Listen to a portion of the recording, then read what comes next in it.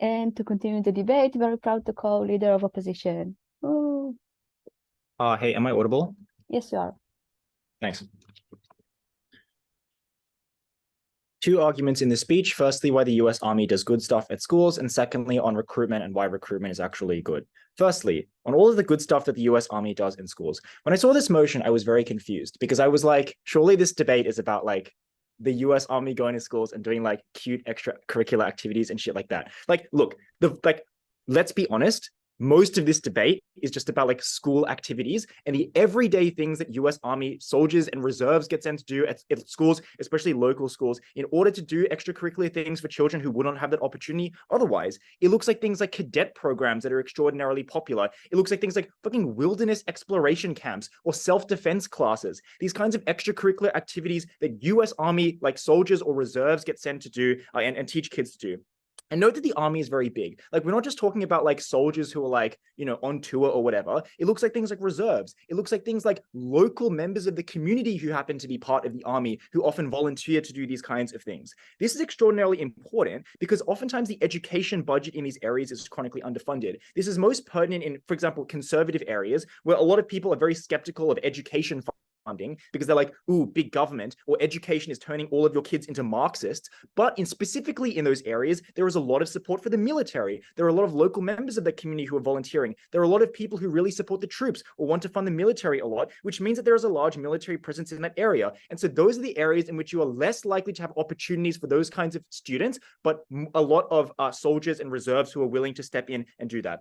What happens now when you ban all of these people going into these schools?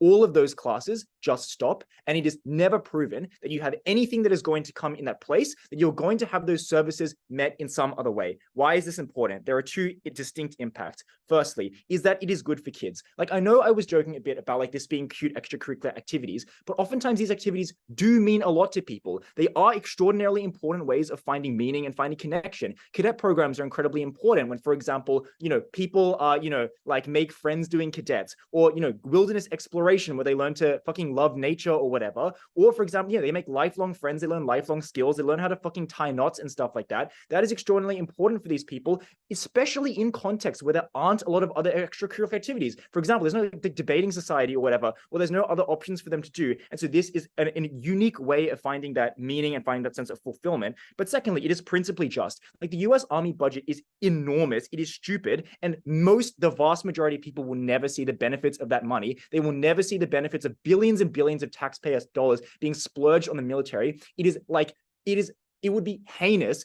for them not to see at least this benefit, at least these kind of public services, at least kind of, you know, going back to the public. I think that's extraordinarily good on a moral level, but also on a utility level. I mean, before I go on, yeah, I'll take CG. So Boy Scouts, Girl Scouts, hiking programs, there's a million other wilderness type activities that don't involve the US military. Yeah, okay, sure. Like, 1 + 1 is like we get more, right? Like, you know, yeah, okay. Like, even like this is still a substantial portion of good activities that are no longer going to exist. Okay, second argument on recruitment. Like the push from, okay, so what does OG say about recruitment? They say it's extraordinarily exploitative. But like, it's like the way they describe it is like someone comes to your school to recruit people, says a bunch of stuff about why the job is good, and offers like cash incentives, and somehow like people are just being brainwashed and are not able to make that choice. We would analogize this to any other form of recruitment, like people going, like, you know, job fairs and stuff, going to schools to try and convince kids to sign up for their company or whatever. We would say that this is a totally rational choice. It is not coercive. Let's go into detail on why they say it is coercive. Firstly, they say that it's because they offer things like scholarships and cash incentives, and that appeals to people who are not very rich. Look, the US is pretty fucked up. And in that context, in which a lot of people genuinely do not have many alternatives and do not have many opportunities in the counterfactual, this is a totally rational choice for them. It looks like, for example, a pathway into college, free college. It looks like things like being able to have public services subsidized when you're older. It looks like, for example, having a stable job rather than, for example, staying in your hometown where jobs are rapidly running out or being fucking automated away. Paula is so dismissive when she's like, rising capitalism is going to be like, you know, a rising tide floats all boats. Everyone's getting getting more opportunities. That is absolute nonsense. Like, you know, if you are a child who is from a disadvantaged community, who is looking at their future with desperation and does not think that there is anything useful that they're going to do for society or some kind of opportunity that they're going to be able to lift themselves out of poverty, this is a totally rational thing to do. Yes, it is risky. Yes, you might, like, in the absolute worst case scenario, go into battle and get injured. But obviously, this is a calculus that people are able to make, and that you can say that this is worth it. Secondly, I'd like to point out that, like, the US Army doesn't just, like, come and, like, kidnap you, right? Like, they don't just, like, go to a bunch of 13-year-olds and you're like, sign this, and then, like, you're fucked forever, right? Like, yes, maybe children's brains are slightly undeveloped and they're a little bit stupid and they, like, can't make choices in the moment, but obviously they're not just signing away their rights in the moment, right? For example, you have to wait until you graduate, and so you have a waiting length of quite a long time. Kids have other hopes and dreams and ambitions. People want to become journalists, people want to become doctors, people want to become whatever. It is unclear why they would just suddenly drop all of this and go to the army. Like, you know, if it is the case that they did not already have some kind of, you know, want to go to the army in the first place, they have family and friends that they can talk to, they can talk them out of this and tell them this is a really bad idea. It is unclear why it is such a trap that we should not let it happen anyway. Thirdly, I think this is fairly marginal. People will join the army for all of the reasons you say, for example, patriotism or the nationalistic community they live in, or media that romanticizes, you know, joining the army and things like that. What this allows for uniquely then is for soldiers to go into schools to make it very clear the process of joining the army, going to kids and saying, look, let's lay it out on the table. These are the benefits you are possibly going to get. We have programs that are going to allow you to, like, you know, enjoy all of these social benefits after you leave the army. And these are the steps to which to sign up. These are all of the things you're going to have to do. This is the kind of training that you're going to have to do. It means that people like students who are on the fence then get convinced to join the army and enjoy all of the benefits with that brings, in the context of many places in the US not having many opportunities otherwise for these people. I think that is a totally rational choice to make. Look, yes, maybe a company going into a school to offer their wares and convince people to sign up to join their company, maybe, like, that is coercive insofar as they are offering benefits in return for the work and the children are slightly young, but is not the case that, like, the OG presents, where these people are just being kidnapped. They are able to make this choice, and in the meantime are doing a lot, and in the meantime the army is doing a lot of good things that you would not get otherwise oppose. Okay, we thank the speaker for that speech, and to continue, I'm very proud to call Deputy Prime Minister. Oh. Cool. Can I confirm I'm clearly audible? Yes. Great. Starting in 3, 2, 1. Aidon correctly identifies that on either side of the House, the U.S. Army will be a potential career for many young people. The comparative in this debate is not whether young people join. The comparative is on the margins of young people who opt in and how they opt into it, and at the point at which they choose to opt in. Whether they opt into JROTC, which puts them on a path-dependent recruitment process into the U.S. Army from 15 when their brain isn't fully developed with less information about alternative career paths, or they do so in a less coercive environment when they have greater capacity and agency over the choice they make. Let's talk about responding to OO first. Their first push is the idea that volunteer organizations are great and really important. Note that things exist on either side of the House, as Naomi alludes to in a POI. These are currently crowded out of areas by the Army for exactly the reasons Paula talked about, because of the institutional capture that the Army has over these recruitment processes, because of the long embeddedness that it's had as being a part of the process of each community to go into. Things like Boy Scouts, volunteer firefighting training, state service, all of these exist in many places, except for the most low-income schools where the Army has an absolute grip on recruitment. These are all activities which do exist in the status quo, and they're not crowded out by the Army on our side. They likely come in. Why mechanistically? First, organizations want to bolster their recruitment numbers for their budget because they're able to solicit better donations from funders in order to continue to expand their cause. But secondly, there's a race to expand between them and other organizations so they can generate revenue by demonstrating good work in low-income schools. And thirdly, you can often derive meaning and fulfillment and so on and so forth from these kinds of things. So there's an inbuilt incentive for people who also believe in that same meaning and fulfillment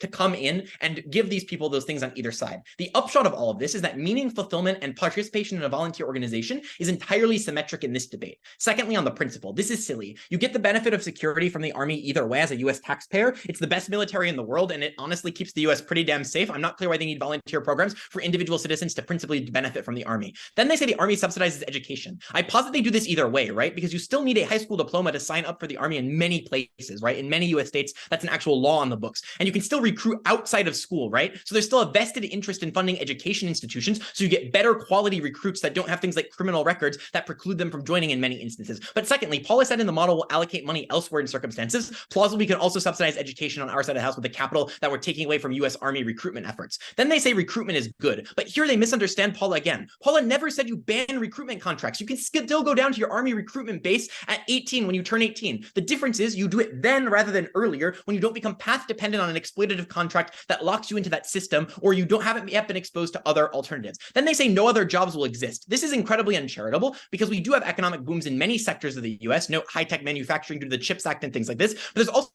inelastic demand for people going into trades like plumbing or electricity. So there's likely always to be the case that at least some low-income people will be able to gain some jobs. And even if it's the case that that job isn't everyone's like cup of tea, they're at least probably going to enjoy making some degree of money out of it on our side. So I think that that's fine, right? Why is the message the Army sends in schools uniquely coercive? And I want to illustrate this because Aidon misunderstands. Note that there is no lack of understanding what joining the Army looks like in small town USA. Every American child knows where the Army enlistment post is in their small town. When I was 18, my dad took me there in case I wanted to sign up, and he asked me if I did ever want to join, and he told me if I ever wanted to in the future, I should go there. What it looks like is them establishing programs in schools in the long term. This looks like days where you spend talking to recruiters. It looks like days where they say that joining the Army is one of the best things you can do. It looks like comparisons about economic destitution in your hometown that sells you on the lie that joining the U.S. Army will keep you and your family safe before they recruit you and send you off to die in Iraq when you're just barely of age. I'm an American. I know this. Aidon says you still have to join at 18, but you can sign and join ROTC at like 15 years old as an underage person. At the point at which you've done that for 4 years, it become very path dependent on it, because if you're doing that, it trades off against doing other advanced classes that could get you into different programs. So it's probably the case that you become very dependent on it, even if you don't sign an explicit contract.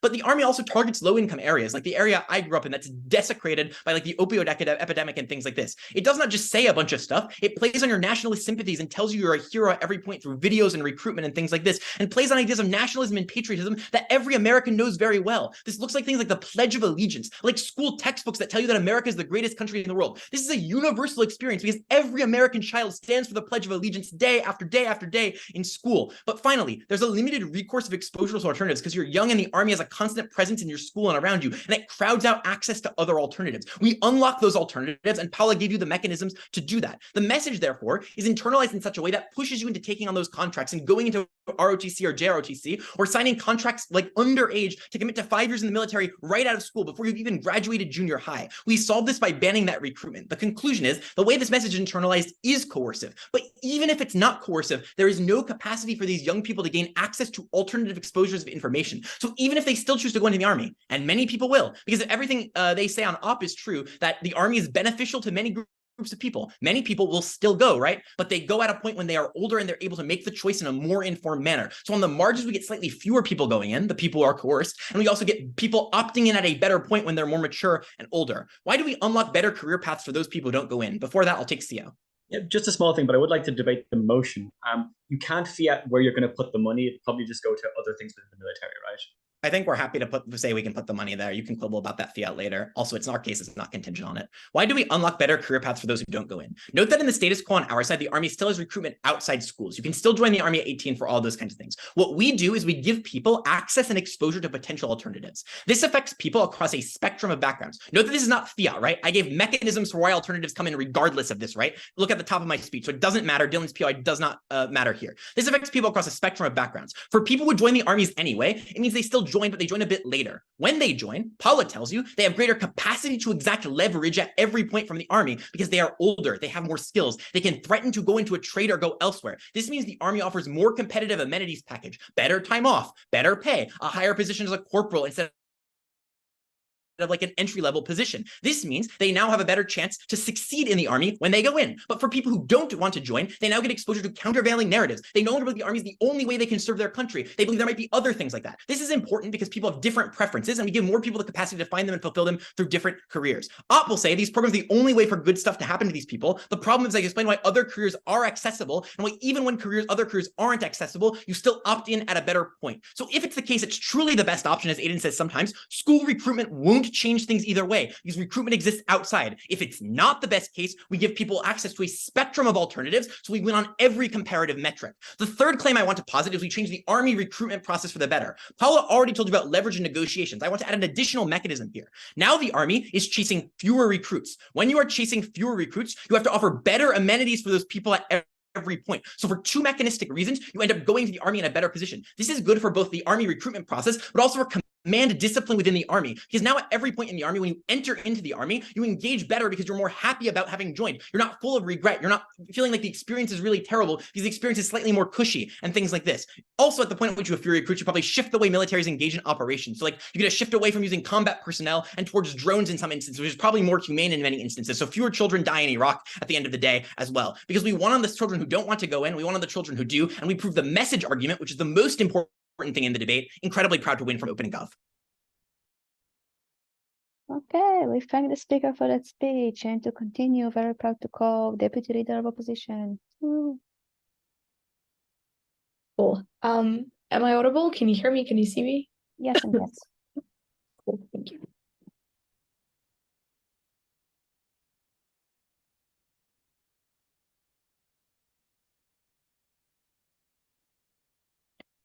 I'm going to talk about three things in this speech. I'm firstly going to talk about the counterfactual and what the world in which you ban these actually looks like. I'm then going to talk about coercion, and lastly about like better career paths for these people. Because firstly, on the counterfactual, note that Prop tries to get away with this idea that it's all going to be warm and fuzzy, and because you have a lower range of people from which to like actually get them to join the army, it's going to be far better, and you're going to offer better conditions. Or I think there's two characteristics of the counterfactual which they totally miss out. Number one, I think the likeliest scenario in which they can't go to schools is that they're just going to go to other incredibly poor communities, like I don't know, like super poor communities stricken by poverty all across the US, and do the exact same things that they currently do.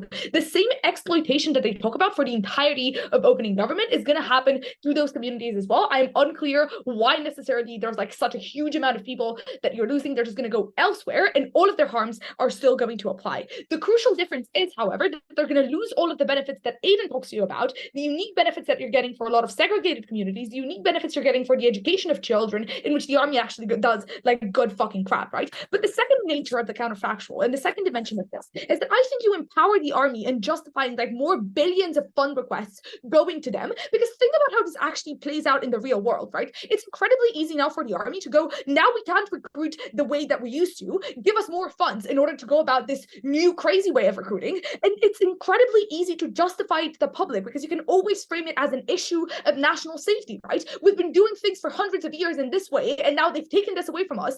Give us like a couple more, like tens of billions, in order to be able to carry this through. And it's unclear that they're going to be able to do this like, you know, one at a time over like 50 years. Whatever way you go about the model of this motion, it's still going to make the army be justified in requesting even more funds, which means it's going to be even better at doing like all of the crap that they're talking about. Prop says now you save money from recruitment. The exact opposite happens, the point where you empower the army to literally request for more funds, and you give it the reasons to actually ask for those. So I think the counterfactual is no less exploitative and no less coercive than Prop says, but also equally, it is a world in which you like justify them even more unnecessary spending and unnecessary funds out of the taxpayers' money which should be well going elsewhere. The second thing I want to talk about is like coercion, right? Because the first thing OG says is, oh, you're going to get cash incentives and huge emotional manipulation. Number one, notice like just like the huge scale of actual benefits of joining the army. It's not some dude coming to you with like $10 bills and telling you join the fucking army. It's fucking giving you college tuition and like pension and like job security and guaranteed healthcare in a country where it costs like $1,000 to get the ambulance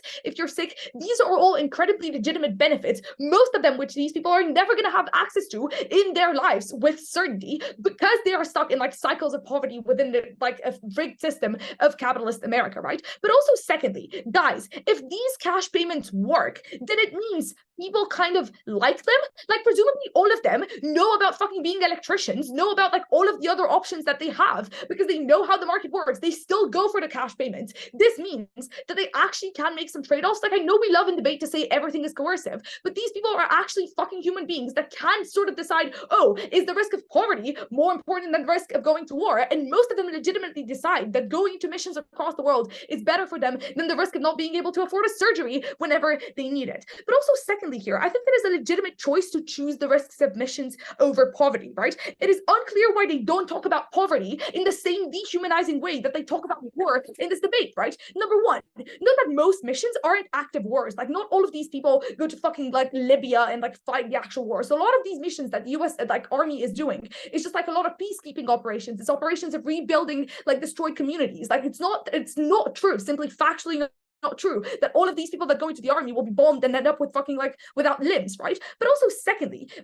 there are so many risks of going to war, you might lose a limb. That is fair, but I think a majority of people know that. Notice how war is portrayed. Notice how it is portrayed in the media and in communities. Probably, if it is the community from which the army keeps recruiting, they've probably seen the effects of war. They probably had a father or grandfather that have gone to war themselves, right? They know this is what they're signing themselves up to. But the risks of staying in poor community, not affording basic things to go on with like a good living, the risk of staying in a community where you're subject to like gangs that are likely to like, you know, fuck you over because that's how the community you're part of works, those are equally valid risks which they weigh against. But also, thirdly, I just want to point out these people aren't like, you know, these incredibly secluded children that never have any counter offering from like, or any counter narrative and never hear any other option, right? Like, presumably, although in many instances it might not be the case, in the majority of instances parents are pretty aware that, you know, like their kid might go to the army and that might lose their fucking child. Their parents are there to tell the child that to give a countervailing narrative to war. It is incredibly likely that the narrative to war is incredibly bad. People don't want to do this, but when they do this, they recognize that it is the only option they have for them to actually live an empowered life. Before going any further, I'll take closing. Opening then. We recognized this and preempted this. We explained why it is the case that for people who know their army is the best option for them, they have the capacity to make that decision either way. The difference is, on our side, we give people access to different things in schools. You concede yourself, they'll still recruit outside, so they still have that option as well. We just better balance the interests of everyone involved. I'm just like incredibly unclear as to how this works. Like, presumably, for people that like would make the decision to go into the army regardless, those people are symmetric. For the people that are currently in school, that again is like an important decision for them to make early on, because a lot of these benefits have to be accrued to them very early on in time. Like, the capacity to know that your college education is funded is a decision that needs to happen timeline-wise incredibly early. The capacity to know things like your job and job security and job direction also need to happen really early on. Like, it's just really not like a symmetric type of thing. These people need to find out about this thing incredibly early on for it to be effective for their life and for like the army. I'm just really unclear what you're trying to go at here. Fundamentally here, the like end point of this is that at an age where people hear a lot of narratives that are mostly against war, at an age where people have to plan for their life and ensure like think about what their life is going to be like, and they still take this decision, it is a legitimate decision to take to hedge against the future poverty or the future terrible conditions to go through. Lastly, then, about like better career paths that these people might choose. Like, think about it, panel. In a lot of these instances, these people might not even be considering college in the first place because it is so incredibly expensive and you have to pay like hundreds of thousands of dollars to graduate fucking college in the US right now, right? But also, secondly, I think when they say they have a better capacity to extract trade-offs out of the army, like, huh, like what? Like, within the hierarchy of the army, you're still going to be a tiny soldier. I'm unclear to what extent you're going to be able to extract trade-offs. Like, it's the same extent to which a warehouse worker can extract like shit from like Jeff Bezos. It's impossible. Like, the ability for you to extract as an individual person trade-off for the army is entirely symmetric and entirely non-phage. We have all of the benefits that Aidon proves to you, and like their harms aren't actual true harms for all of these reasons. We thank the speaker for that speech and the entire first part of the debate. To continue, very proud to call member of government. Great. For my speech, if you want a POI, please just offer them in the chat.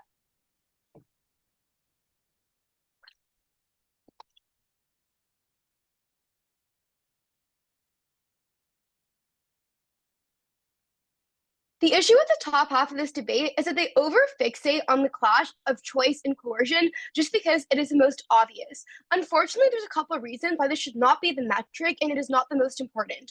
Firstly, as Dylan smartly points out in a POI, we are only banning the military from being at schools, and they can still do recruitment in a variety of other channels. For example, they can do it at extracurricular activities that kids are going to and things like summer camps. As a consequence, a lot of the OG harms of people being coerced will exist anyways, and the opening opposition benefits about access to the military for disprivileged people can also occur regardless. Secondly, I think that both top half teams, but especially OG, are very unnuanced in how they explain the process of irrationality. As opening opposition points out, for a lot of poor people, this is just the best way to do things like get into college. As a consequence, having your brain be underdeveloped does not meet the analytical burden for why you're coerced, especially because you're only doing this at the age of 18. And aside from the risk of death, which is grossly implausible because there's currently no active US military intervention, people just stay as reservists when they're recruited. I'm not even sure why coercion is a significant harm. What then are the actual comparative impacts? We're going to run two. Firstly, we're going to explain why the military is an inherently political institution, and therefore their involvement in education is always principally unjust. And secondly, why this creates an overly positive and nationalistic view of the US military, which is likely to reduce accountability. Let's start with the principle. We think that the role of education is only to inform individuals about objective and academic skills, things like math and English. The reason for this is that education is a very, very coercive arm of the state.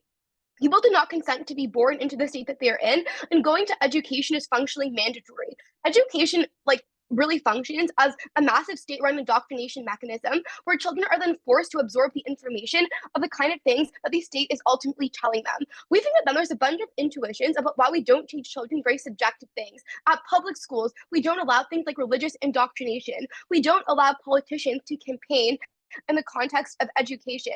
You would think it would be morally abhorrent for a dictator to only portray history in a very selective way. We think that regardless of whether you're doing recruitment or the positive things that opening opposition is talking about, the issue is that the military can never be divorced from politics and subjectivity, and therefore will have a very low degree of educational value. Why do we think that this is the case? Firstly, the military is always under the behest of a party that's in a position of power. Secondly, questions about interventions are always political questions. Do we think that intervening in Iraq is justified? This question is literally polarized the entirety of the US political system. There's no objective answer, and there's no objective moral truth to this. But thirdly, it is always going to be portrayed politically, even when there are objective answers. It's which specific veterans the school principal or the mayor is offering to speak at your school. It's about the specific political compass of the veteran who's being invited to speak. What this means is that we think that there's an obligation to ban this form of speech. I think it's very odd that OG never actually feels the gov burden of proving when speech is banned, because it is always political and is never adequately informational. This outweighs over top half because this principle stands independently of the kinds of things that the military is doing, but rather applies in all circumstances. The next thing that I want to explain is why this leads people having an overly positive view of the US military. In the absence of education, how do people form their ideas of the military overall? We think that largely this happens through the course of the media. The US is a democracy. The military does not control media overall. The rise of social media makes things like whistleblowing substantially easier. People can otherwise be exposed to things like the Pentagon Papers. The issue that happens in education is that people are likely to view the US military in an overly glorified and nationalistic light. No, this is not OG. People join the military in swath. This is very irrational. But rather, that you have an irrationally optimistic view of the capabilities of what the US military can do and the holistic morality overall. The US as an institution, or the US military, is the one who is conducting these talks. This is a problem because they obviously want to portray themselves in a positive light. So when you have veterans doing talks at school assemblies, they obviously instruct each individual person to only portray the US military very favorably. And even if it's like former veterans who are doing these kind of things independently, there's a self-selection bias. They chose to be in the US military because they support the ideals of the US military. They're often very nationalistic, right? They often believe that they did this grand service and they're heroes in favor of their countries. To end up functionally having these people who are brought into schools, presented as role models with guns, with badges, with medals, who are deemed to be heroes, who are only telling you very, very positive things about the US military. What this looks like are lack of discussions about war crimes, like kind of falsely construing success, right? Saying that Vietnam was a success, even though it obviously wasn't. Iraq and Afghanistan were a success because maybe otherwise there could be more terrorist groups within these regions, that military people are heroes, that they don't commit war crimes, all of this kind of stuff. Why is this bad? We think that firstly, it is likely to reduce accountability on current military activities of the US military. Even though you are children now, you become the future generation. We think that exists for things like drone strike programs, where fewer people are likely to be aware of the potential harms and the potential immoralities of these kinds of things if you view the military very, very favorably, which harms the human rights of people who are often negatively impacted by these kinds of programs. Secondly, we think that you become overly interventionist, right? People on the ground need to support intervention for it to be politically favorable for politicians to campaign on this and as an electorally determinative issue. We think that then, if you think that interventions succeed most of the time, if war crimes don't happen, this further distorts your calculus in favor of being interventionist. This is bad because interventions are almost always bad. It's often based on the lies of politicians that weapons of mass destruction exist. Even if the goal of an intervention is just, you often get things like mission creep, like what happened in Libya, where a bunch of innocent people die because the military and the deep state overfulfills your mandate within a particular country. But thirdly, you just have a right to make informed decisions about whether you want to intervene, because the actions of the US military on the international level impact how citizens perceive the military. Before I continue, I'll take opening. Yeah, this argument is symmetric. So to the extent to which you yourself say that recruitment still happens through after school and summer camp programs, nowhere is ever going to talk about war crimes anyway. What changes? Well, we think that there's other competing things that are helpful, right? Like I've already explained how there's things like access to like the Pentagon Papers, there's things like the rise of social media, stuff like that that's going to exist. We think that when you remove it from schools, at the very least, it is something that is a lot more balanced. Finally, I have a miscellaneous bonus extension about what I think the debate is actually about, because like the military does like jack shit at actual schools, right? What they actually do is they have military base schools where this is where the military kind of like runs the schools themselves. These kind of schools are really bad because they often just treat children like absolute shit, right? Like you often force them to do boot camp for 12 hours a day. There's a lot of issues with things like hazing. It causes kids to resent authority. And this is a far better mechanism for why schools are very coercive. Like when it's run by the military, it's military rat parents who want their kids to become military rats, and therefore you literally just teach them about the military to the exclusion of all other academic subjects. Like military schools, because like I was friends with a psychotic person in uni who went to like a military school. I just thought it was crazy. Like they don't even teach you proper math and English and educational standards. Literally their goal is just teach you to go into the military, meaning that it's irreversible because you lack the ability to get like other potential skills that can be helpful for you later on in life. This is the actual like true argument. Okay, proud to propose. Okay, we thank the speaker for that speech, and to continue the debate, very proud to call member of opposition.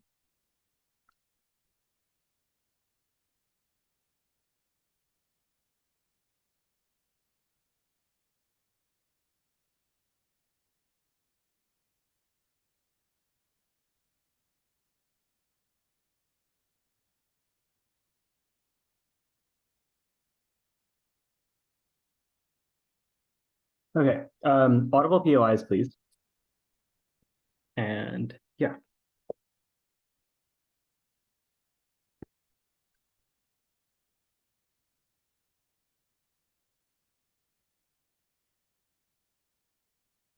Two extraneous responses to this thing about military boot camps, and then first case, which is why the alternatives are worst, and a second case, which is a characterization of extension of how militaries recruit in US schools and how that's distinct from the way that they recruit for adults, and why that oftentimes means that the kids who are recruited in school end up having a better time in the military, and they end up having much better lives for themselves, and lives that they wouldn't otherwise be able to have. Two responses to the boot camps thing that we heard at the end of Naomi's speech. First, this is an assertion. I'm American. I've never heard of these boot camps. Sorry, like the average informed voter probably doesn't know about this, and she didn't explain why these boot camps exist. But second, the US military, like the structural reason why the US military would teach good math and science skills and wouldn't want to coerce these kids into joining the military is because a lot of wars right now are like modern warfare requires new technologies and things like nukes and things like this, which means that the US military doesn't need your average old like grunt that can run around with a gun anymore. The types of soldiers that they're trying to recruit in these schools and they're trying to develop in these schools are people who could join the military and then do like research and development and develop like new drugs, new guns, new tanks, because warfare is becoming automated. So the types of jobs that they're looking for and the types of kids they're trying to cultivate aren't the ones that Naomi is talking about. Next, why are the alternatives worse? Two alternatives that we heard about from opposition. The first alternative is from OG's conception, the alternative that you only join at 18. This is a problem because if you're joining the US military at 18, you have to directly conscript to the military and you have to do like field work and you have to spend 2 years of doing field work before you get into any like administrative role. All of this is relevant because it means that all of OG's impacts about you risking risking death, risking injury, all of this, those exist on OG's side. And the reason why they exist on OG's side when you join at 18 is because you need to like pledge your allegiance to the military. And that's what these 2 years are for. On the comparative, if you are recruited from a young age and you do JROTC or ROTC from a young age, you oftentimes you like don't have to necessarily do field work or go hold a gun and stand in an area and risk your own life, because a lot of these ROTC kids, the US military knows these kids have been like involved in the system for a long time, which means that a lot of the time the people who go through these ROTC tracks, they actually don't risk their lives all that much. Like I have a friend who's like a submarine radar like person who does a lot of like technical work. And these are the types of jobs that you end up getting recruited into, because as I said earlier, warfare is being modernized like across the world, and a lot of these jobs that you once needed a grunt soldier for, you now need someone who knows math, who knows sciences for.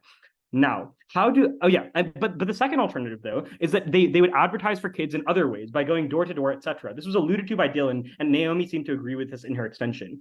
So this is like likely to occur on their side because the military still wants kids to join, but it's actually a lot worse and more coercive for the military to recruit by going door to door than for the military to be in schools. Why is it better for the military to try to recruit kids from schools? First, because it's harder to target and coerce a child when they're in school, because a child in school is among a lot of other people. There's other like kids who might be anti-military. There are other teachers around who might like support or not support the military. All this means is that there's a diversity of ideas that makes it harder for you to get coerced by this national story. And the second reason is because of child protection laws in school, which means that you can't be like overtly super pro-military, and you have to like be fairly describe this organization. On the comparative on their side, if the military is going door to door to recruit the same kids, which it wants to join its military, then it's probably not going to advertise as strongly these other paths to entry, and they're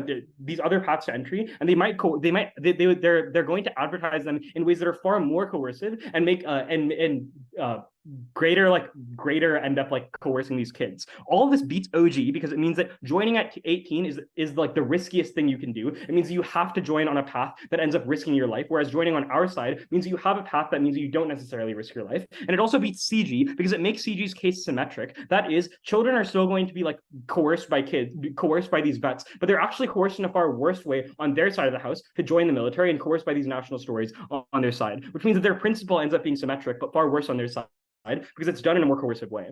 Next thing, how do militaries recruit in US schools? They recruit by this JROTC program that we heard about from DPM, where in all public schools, you have to have this recruiting officer that comes and explains to you what the benefits of joining the military are. They say the military will pay for your college. Will pay for your college in exchange for serving for 5 years. And in the US, I think the average informed voter knows that in America, the US college debt crisis is crazy. People don't have enough money to afford this type of thing, and they don't have an option to pursue higher education were it not for the military. The military also advertises things like vet benefits, which we heard a little bit about from our opening, but they didn't explicate about. That is as a result of being a vet, you get you get access to certain state services, things like healthcare that ends up paying for hospitals, which again is a thing that I think the average informed voter knows, that privatized healthcare in America is shit, and you oftentimes can't afford surgeries, and you can't afford to even go to your annual checkups every year. You also get access to a career track, which is especially important for kids in poorer schools, because oftentimes these kids as a result of joining the ROTC program or joining the military from a young age, they end up being able to stay in the military, and they end up and the military offers them a direct every 2 years you get your promotion. Every 5 years you get promoted to a different rank of admiral or whatever the ranks are, and all that oftentimes means that you can get a direct steady source of income in a world where it's becoming harder and harder for you to get that in America, especially if you are might not have come from the wealthiest school, or you might have come from a neighborhood that isn't the richest. And per OG's characterization, those are the kids who are getting targeted because they're the ones who are more in need, and who the military thinks that they can recruit more. The end point of all this is that you give more opportunities for kids who wouldn't. I'm not going to take a POI. Dylan will take you. The end point of all of this is that you give more opportunities for kids who have fewer alternatives, who have fewer alternatives. You give people who live in food deserts, who live in places where the state might not be doing enough, the opportunity to go to college, to afford your parents' surgery or healthcare, and you also give them crucially, an opt-out mechanism, which is not something that was talked about by our opening or by anyone else. That is, you only have to serve for 5 years if you commit to the ROTC program. You have to, and yes, 5 years sounds like a lot, but that 5 years in a scheme of that 5 years, when it comes with a lot of benefits, like not being in debt and being able to afford, to keep yourself alive for healthcare, and being able to afford to go to college and study the thing you want, so that if you don't want to go to the military, you can go into STEM, or you can go into one of the other fields that you wanted to pursue. Oftentimes means that you get this path out of poverty and a path into a new type of lifestyle that you would not otherwise have been able to afford. On the comparative, like if you weren't to exercise this path and you weren't to take this option, if the military were to recruit you in other ways, they likely wouldn't advertise the ROTC program, which they are forced to advertise in US schools, and which is like the only path that they advertise in American schools, because you don't have all the other competing incentives that force the military to advertise in this particularly non-coercive way. Vote for us. We give the fairest characterization. Thank you. We thank the speaker for that speech, and to continue, very proud to call upon a government whip. Oh. Think I should pause recording, right? Yeah, I can hear you, sorry. Thank you, sorry. And to continue the debate, very proud to call a opposition whip. Oh. Okay, lots of stuff to get through, so I'm going to get right into it. I have two things I'm going to talk about primarily. Well, how does this change recruitment, and is recruitment good? But first, I'm going to solve the back half clash. Firstly, within that, I'm going to do the responses that we heard to our case. The first set was on recruitment in schools.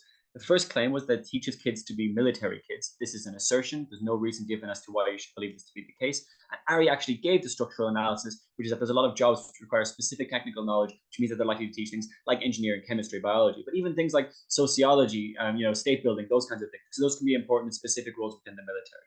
B, this doesn't matter because there's no alternatives, as Ari points out when he talks about the context of this debate. So even if the classes are worse, the comparative is no classes at all, so that's not comparative analysis. Second response is that there's hazing.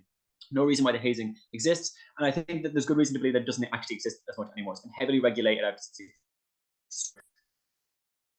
The political capital of the US military has gone down a lot over more things have come out with war crimes that have been committed, that kind of thing. So, and again, it's not weight as to why that would be an important thing as opposed to the rest of the analysis. Second strand of responses we get is on our alternative forms of recruitment point. The first is that it won't be door-to-door because it's an assertion. Not only did we give you the analysis as to why they'll go door-to-door, because they can catch people, for example, when their parents aren't at home and they can be in an individualized context outside of apparatus. It also wasn't our point. We talked about a bunch of different alternatives. They might go door-to-door, and targeted advertising, all those kinds of things. The point of our analysis is that it happens outside state view, and that's what I'm going to talk about a lot later. It's easier to target people in these contexts than it is in schools, and so there's no comparative analysis there. Second response is that it's not more coercive. GovWhip just said this and moved on, so there's no reason to believe why this would be the case. Third thing is that child protection laws in America don't exist. Yes, they do, as they do in every other developed country, and it prevents just the worst successes, right? So you can't get a recruiter standing in your race like, you're a fucking coward if you don't sign up for this program. Do you want your family to go poor? Do you want your children to grow up poor? Do you want to stay in the shithole forever? Like extreme things of coercion that you just can't get away with in schools with younger kids because someone's going to jump in, that kind of thing. Maybe not all the time, but at least a lot of the time, or they'll be afraid of getting a lawsuit about it and won't do it, right? So that was the point of that analysis. So the responses don't work. Then I'm going to respond to CG. First claim is on the principle. So I agree with a lot of the principle, but the problem is that it represents a wider moral view that the state should not subject people to misinformation. Because I don't see why it matters whether that happens in a school or outside of a school. It's about misinformation. That was their analysis. That's what it points to. And so if we explain to you, as our case does, and I've now dealt with responses, that this is a context where it can't be regulated, can't be audited, can't be looked at, and it's more coercive, you're more likely to have people receiving worse information in these contexts, and therefore it is worse. You flip the Gov principle there. Second is that they propagandize the USA. It's broadly speaking non-comparative. Think of how the US media or the US military is portrayed in like Call of Duty video games or like movies or those kinds of things. I think the difference is that we get alternative perspectives. You need one kid out of 30 to say like, but what about Iraq, in order to get at least some sort of discussion going. Maybe it's not the best. And B, it humanizes them to an extent. So a big problem with the military is that we believe them to be fundamental heroes and massively above us, which is why we give them a load of money. But like, if one of them like farts when they're talking to you or like stumbles over the words, that can humanize them a little bit. So this info already exists, as I say, like about why the military is bad, but you don't get the translation of it into different bubbles in these contexts. Military schools, the final point from that case, I think it's unmodeled, right? So opening government would need to model that it applies to military schools for this debate to apply to it. We don't know whether it applies to that because opening government didn't model it. I think they actually specifically excluded it. I'll take CG first. Yeah, on our side of the house, a child who like POIs about Iraq and asks about the war crimes there is likely to be shut down. I think is likely to be shut down within schools because they're seen as not engaging with what the military wants them to. I think on our side of the house, we avoid this sort of harm. I'm sorry, you're cutting out for me a little bit. I don't know if it's on my end, but I'm going to just have to continue. So obviously, a kid would talk about these things to be shut down, but that would happen on either side of the house, right? Sorry, is she freezing for everyone else, or is it me? I'm gonna move on. I'll take a point from opening government now as well.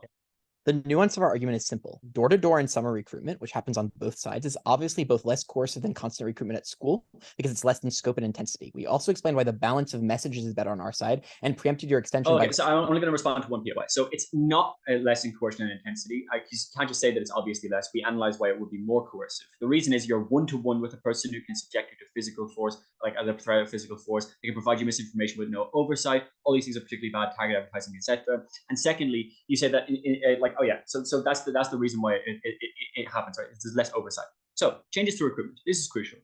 Alternatives will get. Oh, sorry. And you talk about scale is the second thing. So obviously, if the money you're taking out of this policy goes towards other policies within the military, as my POI said and you agreed with, then you're going to massively increase these other programs instead. So it can't be on scale or intensity there. So this means that the vulnerable among the non-vulnerable are not going to be protected. You can regulate and audit on our side of the house, and child safety laws are going to be better enforced, which means it's A, more coercive in other contexts. B, if kids 15, 16, 17 can sign up on either side, they get worse conditions because they don't need to have oversight in these examples. And thirdly, it means that opening government's claim about there's less recruitment overall, so you need to get better conditions, doesn't actually materialize because there isn't less recruitment happening. So if on both sides the number of people who join or not doesn't change very much, it's marginal as per OG. This is the analysis that wins the debate because you get worse conditions and more coercion happening in these contexts. And the vulnerable are targeted either way, but they're more targeted on your side, they're more susceptible on your side. So that beats that claim then. Now, is recruitment good? And this is where I'll deal with the final response we got from closing government, which is that we are derivative. We're not. And Ari's been not listened to all day. And I'm going to take great pleasure in explaining how we beat opening position here. But is recruitment good? So opening government say you're path dependent. Ari explains why you only have to serve for 5 years, but also it's non-comparative because I'd rather be path dependent on something that is good than path dependent on poverty, which is the context that Ari gives you can't get out of. Then they talk about trauma. I would also note that there's significant trauma associated with things like being extremely poor, not being able to pay your medical bills, not knowing where your money is going to come from your rent next month, etc. And the comparative that Ari gives you is field work versus academic work. So if opening government is right that it's about being recruited later, you're less likely to be in trauma-inducing situations on that side of the house. 3 ways we weigh over opening opposition. Opening opposition gives 3 reasons, and they briefly mentioned them, by the way, on why this is actually a good thing, why recruitment is good. Firstly, you get public services. We explained to you that public services are structurally underfunded in the United States, and there's significant lack of access to healthcare otherwise, which means that the physical harm claims from opening government can be flipped on our side of the house. So that was the importance of this analysis from Ari. Second, goes on a stable job. We provide you 2 crucial things here. Firstly, the context of poverty in these instances, which explains why a stable job is so important. But B, it's progression, right? Because you can get a stable job maybe in OG's comparative being a plumber or one of these other trade jobs that are really valued, but they don't get as much money, so you can't escape poverty on their side of the house. So you get social mobility, track towards progression on our side. And thirdly, access to education. We explain the context of a college debt crisis and a lack of ability for people from underserved communities to get access to college otherwise, which means we explain the comparative here. Note, opening opposition have 2 problems here. Not only is this analysis itself not comparative, they don't give any comparative analysis on why recruitment gets better or worse on either side. So we win on both of those clashes, and by transitivity, then the debate writ large. Not that they come second, it's transitive in the sense that we prove better analysis on this point. Very proud to oppose. Yay.